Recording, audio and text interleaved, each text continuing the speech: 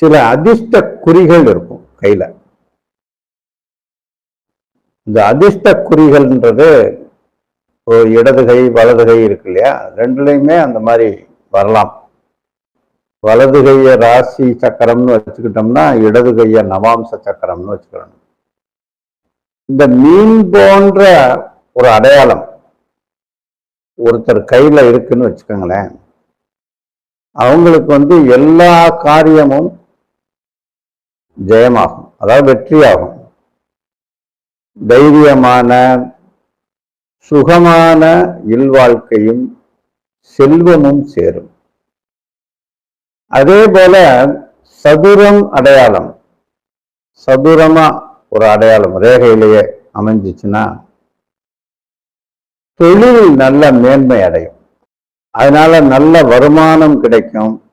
இடத்தை பொறுத்து வேறுபடும்.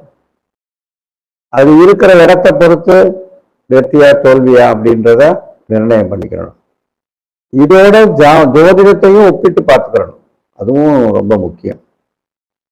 இந்த சக்கர அடையாளம் அல்லது இந்த சங்கு அடையாளம், இந்த ரெண்டுமே சேர்ந்து கூட வரும் சில நேரம்.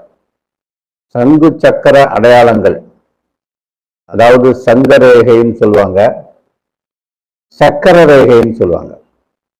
இந்த ரெண்டு அடையாளத்துல எது இருந்தாலும் சரி, அவர் சாஸ்திரங்களை ஆராய்ச்சி பண்ணக்கூடிய ஒரு வணங்கத்தக்க மகா புருஷனா இருப்பாராம். அதாவது பெரிய சேஜஸ் இருக்காங்கல்ல, இந்த தவ யோகிகள் இந்த மாதிரி எல்லாம் இருக்காங்க இல்லையா, அவங்கள மாதிரி ஆட்களுக்கு இந்த மாதிரி ரேகை இருக்கும்னு நம்ம தெரிஞ்சுக்கலாம்.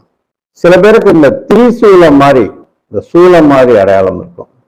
இதுக்கு பலன் என்ன சொல்லப்பட்டிருக்குன்னா, அரசனாவான், பாரி வல்லல் போல் புகழும் கீர்த்தியும் ஏற்படும், பக்தியில் சிறந்தவனாக இருப்பான்.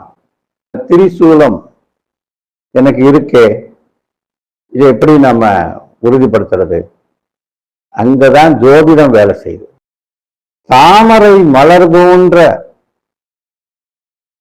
ஒரு குறி இருந்ததுன்னு வச்சுக்கோங்க உள்ளங்கையில, அப்படி ஒருத்தருக்கு இருந்துச்சுன்னா அவருக்கு லக்ஷ்மி கடாட்சம்னு சொல்லுவாங்கல்ல. அப்படின்னா என்ன அர்த்தம்?